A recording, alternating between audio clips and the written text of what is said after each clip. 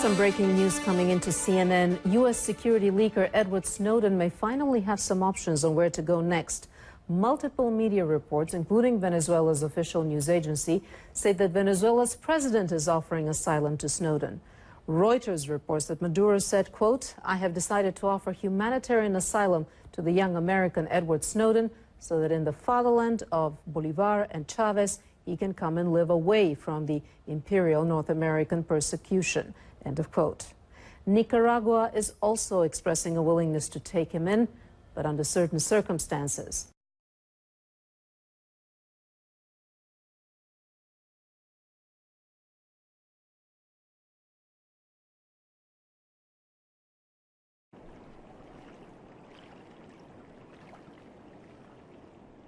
My name's Ed Snowden. I'm 29 years old. I work for Booz Allen Hamilton as an infrastructure analyst for NSA in Hawaii. What are some of the positions that you held previously within the intelligence community? I've been a systems engineer, systems administrator, senior advisor for the Central Intelligence Agency, solutions consultant, and a telecommunications information systems officer.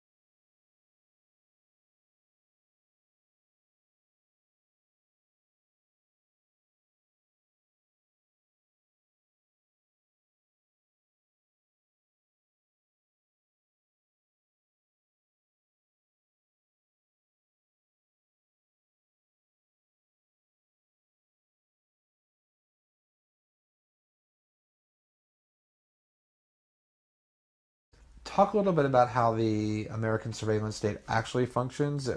Does it target the actions of Americans? NSA and the intelligence community in general is focused on getting intelligence wherever it can, by any means possible, that it believes on the grounds of sort of a self-certification that they serve the national interest. Originally, we saw that focus very narrowly tailored as foreign intelligence gathered overseas. Now, increasingly, we see that it's happening domestically. And to do that, the NSA specifically, targets the communications of everyone. It ingests them by default. It collects them in its system, and it filters them, and it analyzes them, and it measures them, and it stores them for periods of time, simply because that's the easiest, most efficient, and most valuable way to achieve these ends. So while they may be intending to target someone associated with a foreign government or someone that they suspect of terrorism, they're collecting your communications to do so. Any analyst at any time can target anyone, any selector, anywhere.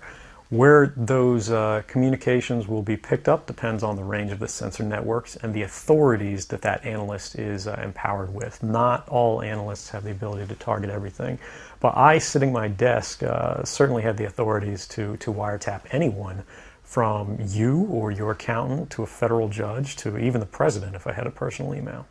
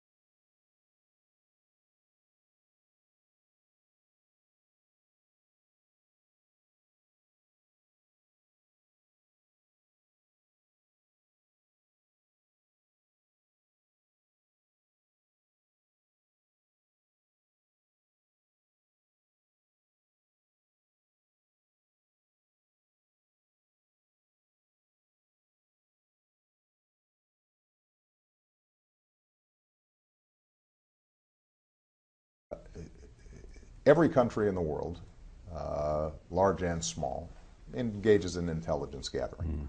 And that is an occasional source of tension, but it's generally practiced within bounds. There is a big difference between China wanting to figure out how can they find out what my talking points are when I'm meeting with the Japanese, which is standard fare, and we try to prevent them from penetrating that, and they try to get that information. There's a big difference between that and a hacker directly connected with the Chinese government or the Chinese military breaking into Apple's software systems to see if they can obtain the designs for the latest Apple product. That's theft, and we can't tolerate that.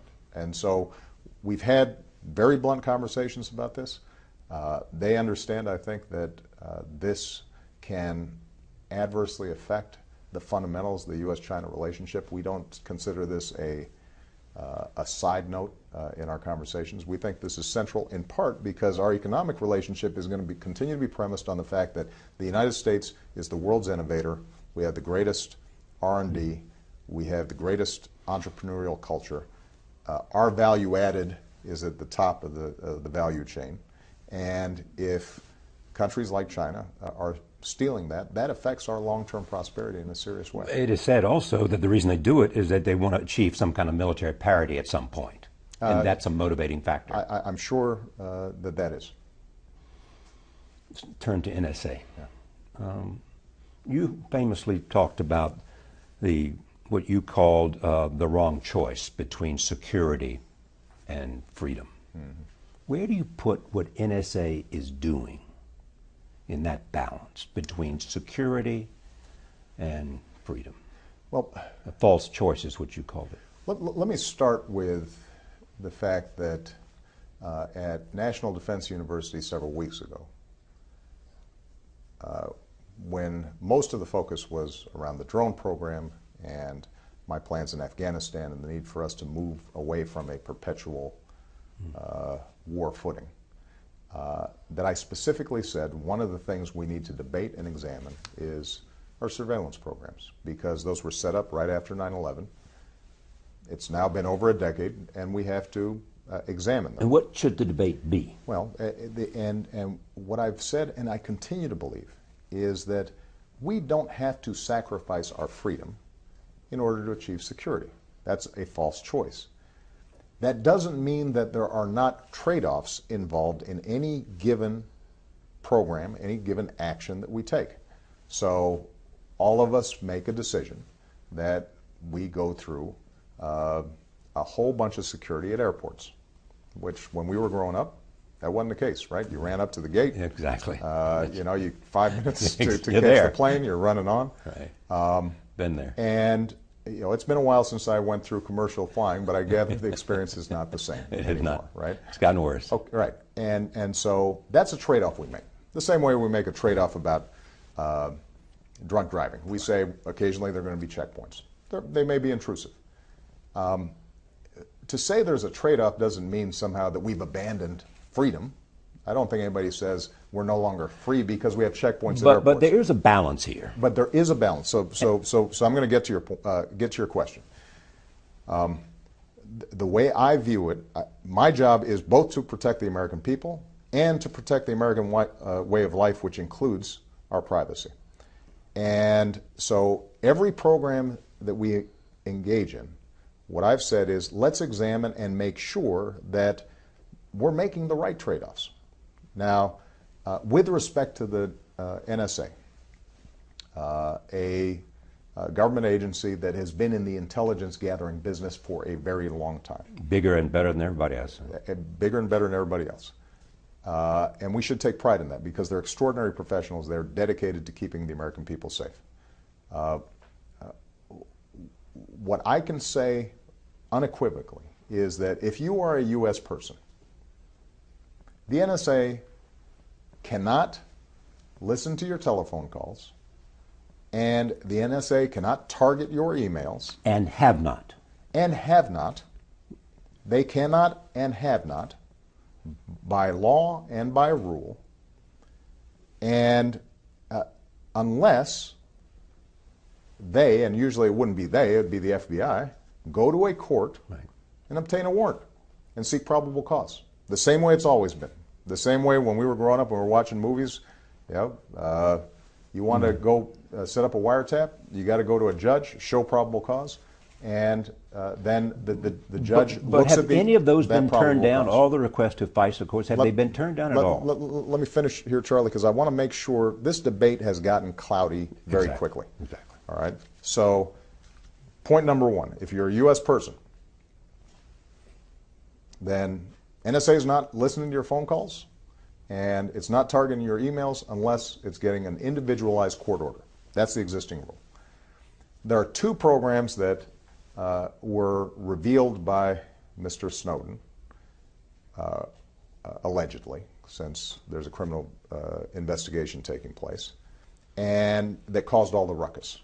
Program number one, called the 2015 program. Right.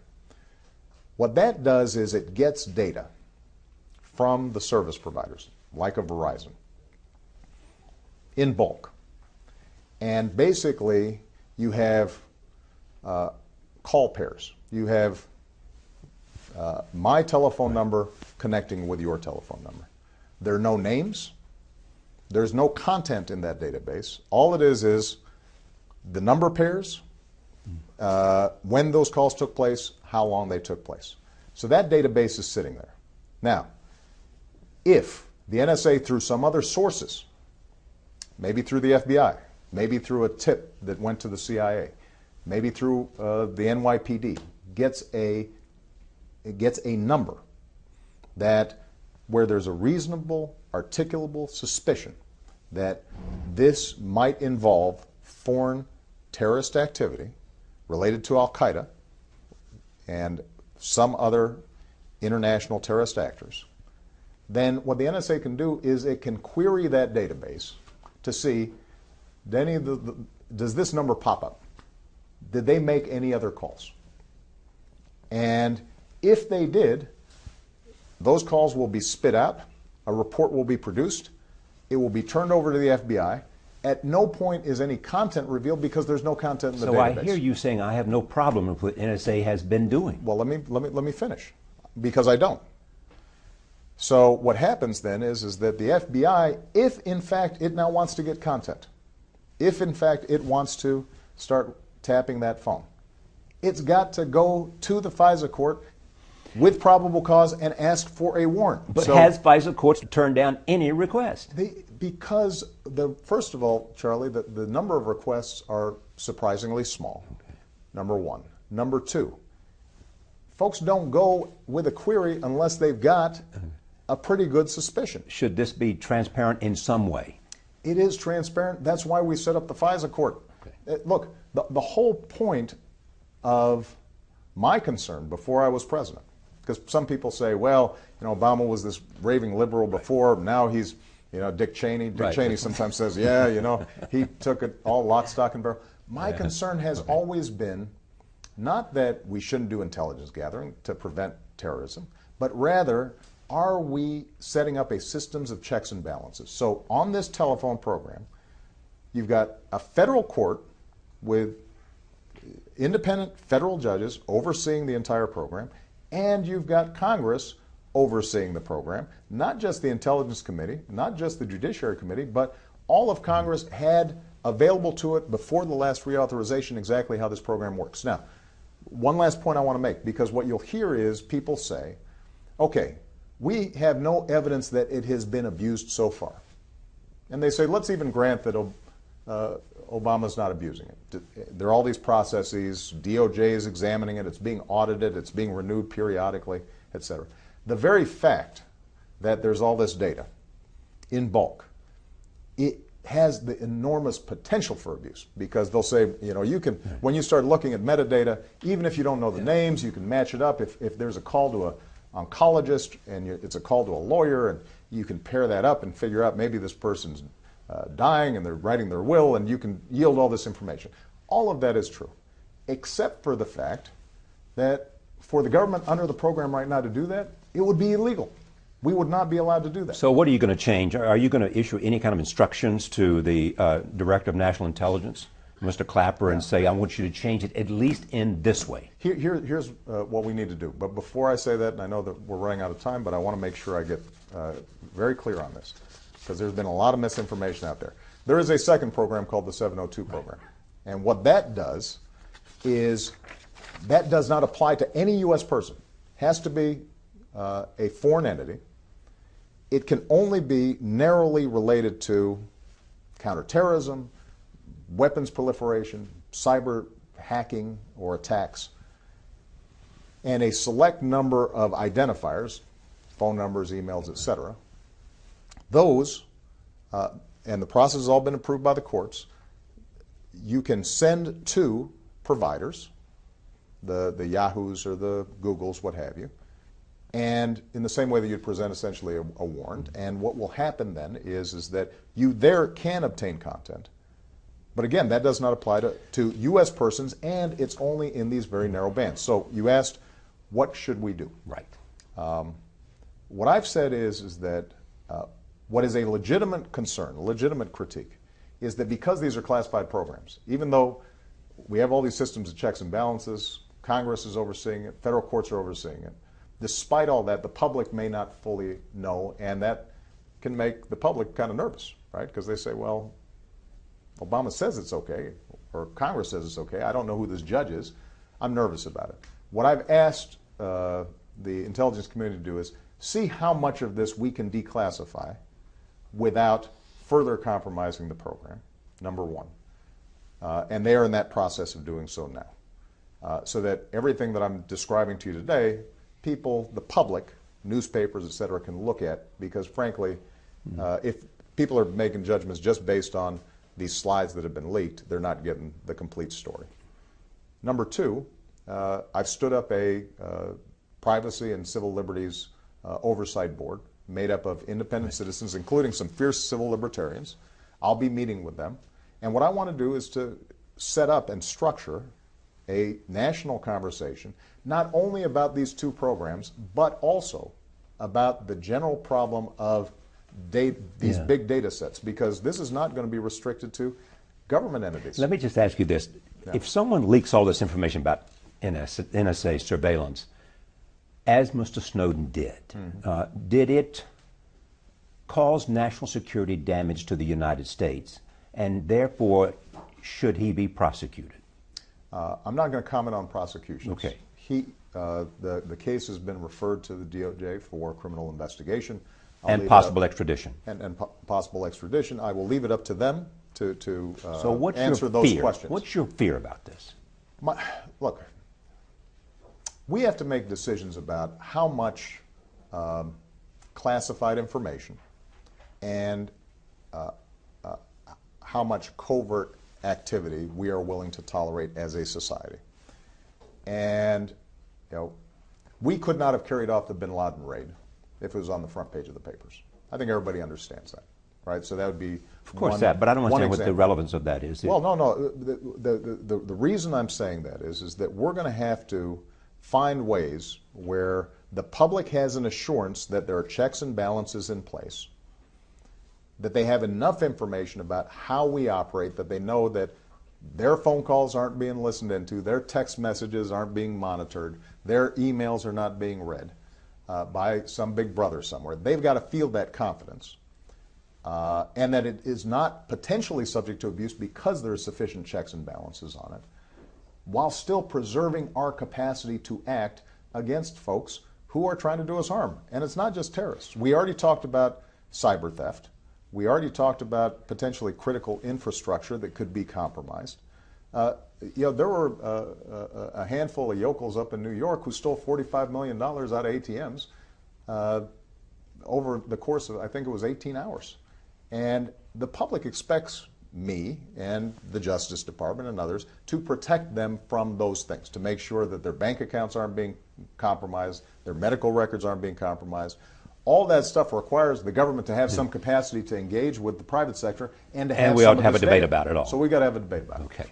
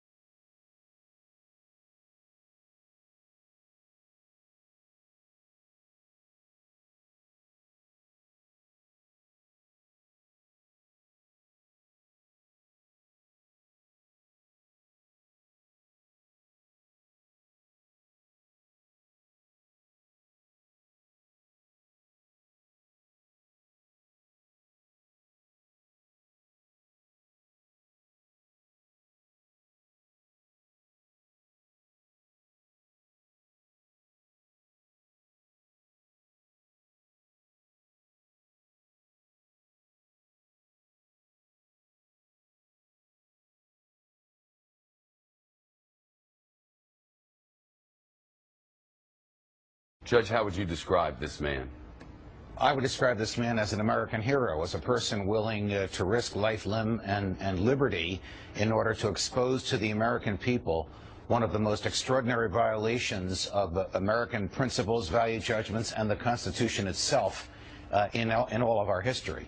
A person so familiar with the intelligence community, as you heard from the excerpts that you just played. He's aware of the personal danger to himself. He knows of the likelihood of prosecution, but he also understands that the government listening to half the country is not what was bargained for when statutes were enacted in the days and weeks after 9/11.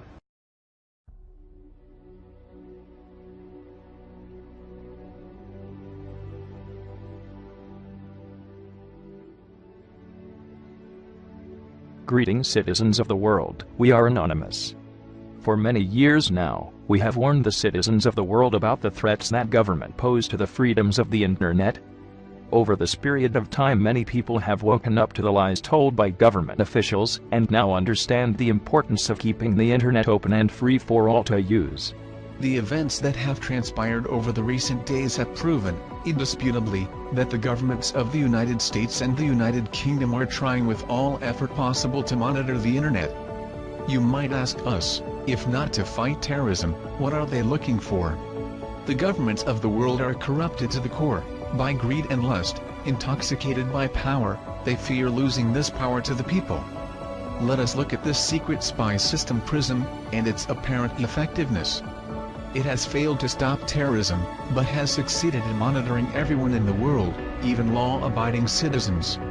It is true that there are evil people in this world who must be watched to ensure the safety of others, but it is simply immoral and unethical to blanket monitor everyone worldwide, assuming that everyone must be guilty of something. Edward Snowden is a true hero of the people worldwide for revealing this. In stepping forward to bring us the horrifying truth about the draconian states secretly operating, he has put his life on the line. He has given up his job with the government. He has lost his family and loved ones. He now risks extradition and life sentencing to prison, merely for telling us that each and every one of us is being watched, monitored, documented, recorded and categorized. The fact that companies like Microsoft, Facebook, and Google are involved means that a significant amount of the internet, as we know it, is under inspection. The right to privacy has been violated. People are in greater danger from this surveillance system than they are from terrorism, because the terrorists have not been stopped. What we are witnessing is the hand of the government and corporate greed extending over the internet. A smear campaign is beginning against Snowden now. This is to be expected. When government is threatened with the loss of power or control, they will use any means required to ensure that the view of the public supports them, instead of the evidence which has come to light. This is done through the media. Already they are calling Edward Snowden a traitor, a supporter of terrorism, or even just creating doubt over his motives. These are common methods seen used against every person who has ever revealed the truth against the state. The corporations which have been revealed as taking part in PRISM are now scrambling to defend their names, releasing so-called reassurance on why their users' privacy is important. You must ask yourself, if they had done nothing wrong, they would not go to such extreme lengths to change public perception. It is up to us, the people, to see through these lies being told. We must stand with Edward Snowden and fight back on all fronts against the Big Brother state. Many say they have nothing to hide. But this is beside the point. If you have nothing to hide, why should you be watched? If someone broke into your home and read through your documents and private data, you would feel violated and angered. Why should your digital information be exempt from this? The only difference with online spying is that you remain unaware that it is happening. Otherwise you would become just as angered towards it. And this is why governments fight to keep us from knowing the truth. You only have to scratch the surface before the lies become visible. Citizens of the world, users of the internet, show your support for Edward Snowden. Edward Snowden is now under the protection of Anonymous worldwide. We are all Edward Snowden now. We urge you to remain peaceful, but to rise. Now is the time to say enough. We call for massive disobedience towards the Big Brother state. We invite you to be anonymous. We must act together worldwide for the cause of internet privacy. Anonymous has no leader, no ranking, and no single means of communication. We are spread of many mediums and languages. Join with us for the freedom of the internet. We are anonymous. We are legion. We do not forgive. We do not forget. Expect us.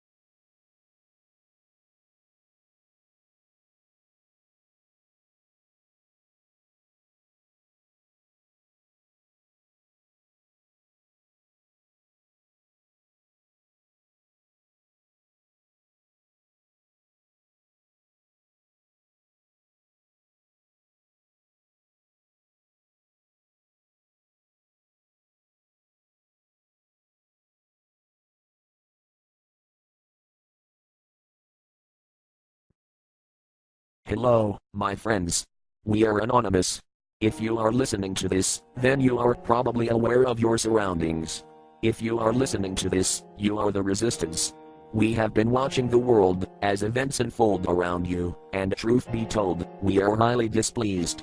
The monstrosities carried out by governments all over the world on a daily basis is growing old, and we are here to bring these vile acts to light.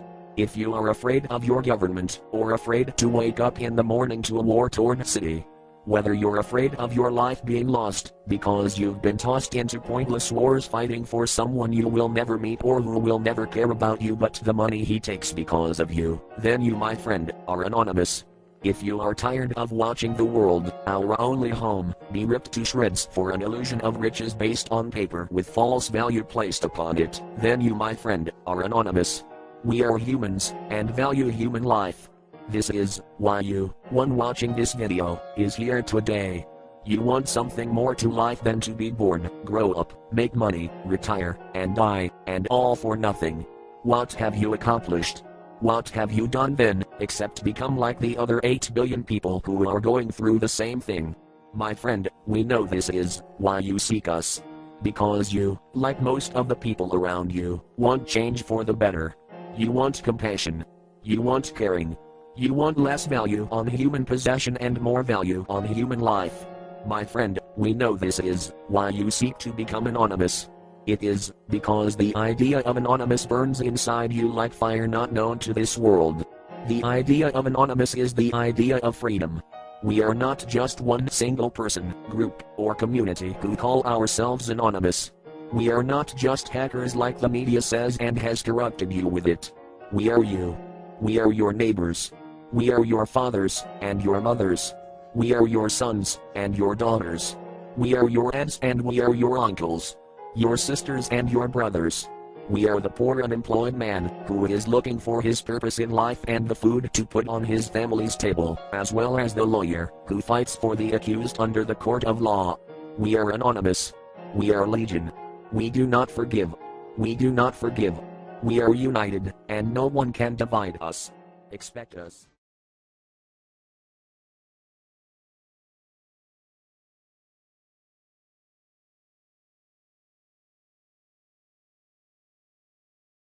Greetings to our brave protesters in the world. Good job, and let we all join the rallies and fight against corruption. We are anonymous, from Op NSA. Greetings, NSA. thanks to the actions of Edward Snowden, the world is now aware of your absurdly, intrusive and elaborate monitoring agenda.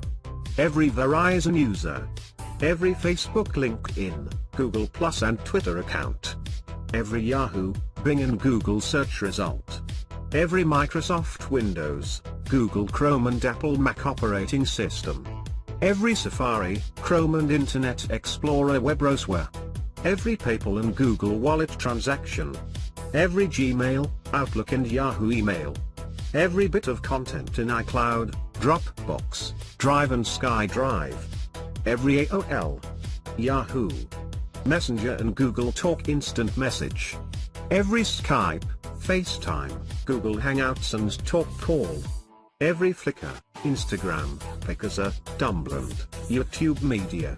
All are victims to your illegitimate counter-terrorism measures. Spying on over 120 million people, including innocent citizens of your own nations, was not a good idea, as you will come to understand soon enough.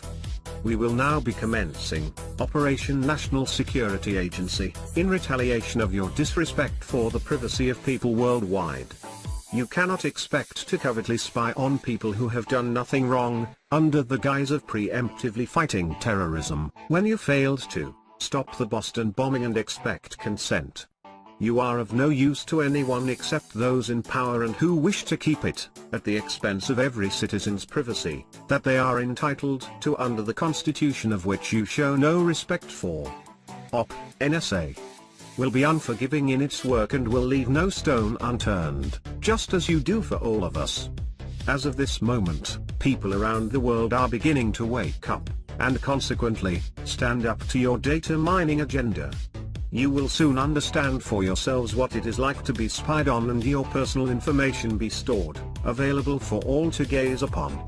We are officially calling on all citizens of the internet, all anonymous participants and all activists to take to their computers, take to their streets and take to all available outlets to let their voices be heard on this issue.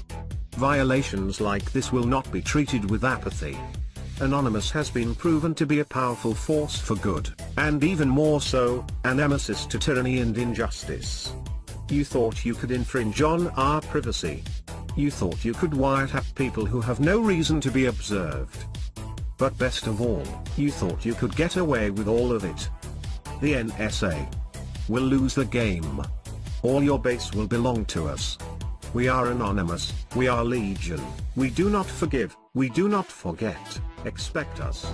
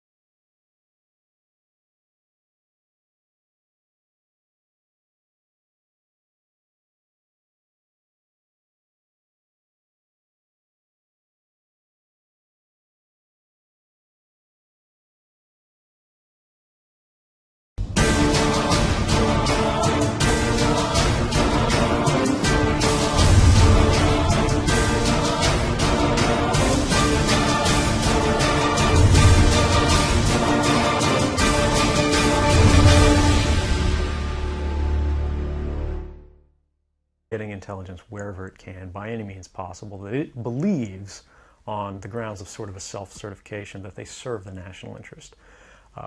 Originally, we saw that focus very narrowly tailored as foreign intelligence gathered overseas. Now, increasingly, we see that it's happening domestically. And to do that, the NSA specifically targets the communications of everyone. It ingests them by default. It collects them in its system, and it filters them, and it analyzes them, and it measures them, and it stores them for periods of time, simply because that's the easiest, most efficient, and most valuable way to achieve these ends. So while they may be intending to target someone associated with a foreign government or someone that they suspect of terrorism, they're collecting your communications to do so. Any analyst at any time can target anyone, any selector, anywhere. Where those communications will be picked up depends on the range of the sensor networks and the authorities that that analyst is empowered with. Not all analysts have the ability to target everything, but I, sitting at my desk, certainly have the authorities to wiretap anyone, from you or your accountant to a federal judge to even the president if I had a personal email.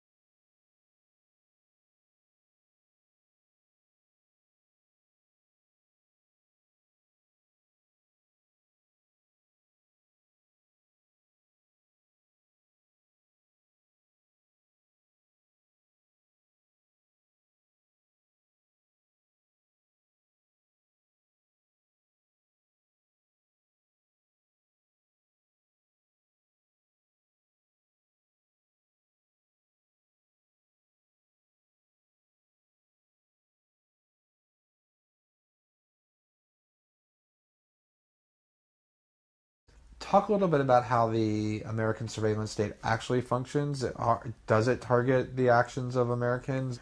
NSA and the intelligence community in general is focused on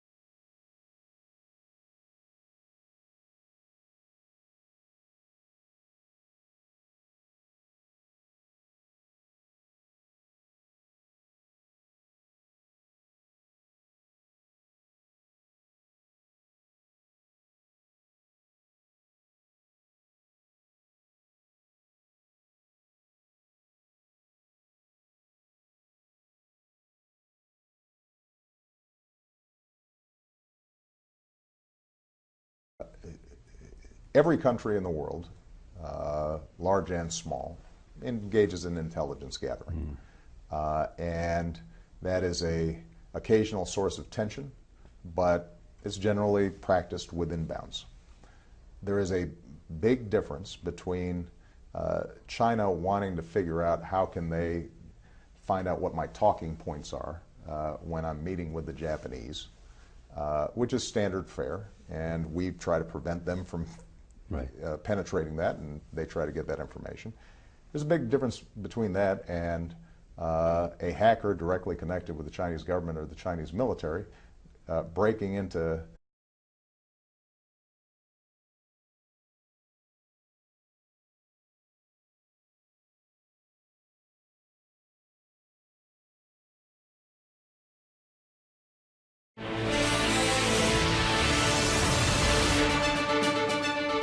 Some breaking news coming into CNN. U.S. security leaker Edward Snowden may finally have some options on where to go next. Multiple media reports, including Venezuela's official news agency, say that Venezuela's president is offering asylum to Snowden. Reuters reports that Maduro said, quote, "I have decided to offer humanitarian asylum to the young American Edward Snowden so that in the fatherland of Bolivar and Chavez, he can come and live away from the imperial North American persecution." End of quote. Nicaragua is also expressing a willingness to take him in, but under certain circumstances.